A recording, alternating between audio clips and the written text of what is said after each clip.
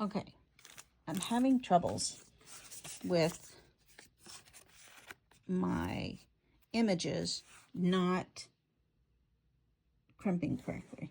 So I've got the base plate, a photo, and a Mylar in there.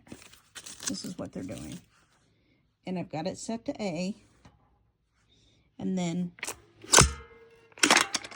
and when I do that, if you see, what happens is, if I can't, this part here is not, it becomes unseated. And this isn't going up in there like it's supposed to. It's crimping, but not sticking to this, the top.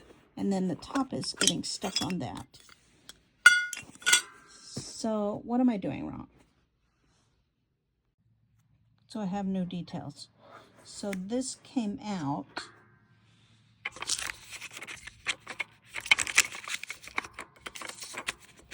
And it's sticking in there. So I don't know what is happening there. And then this, of course, is still staying unseated. So this is discouraging. Okay, we're going to try one more time. See? There it is again.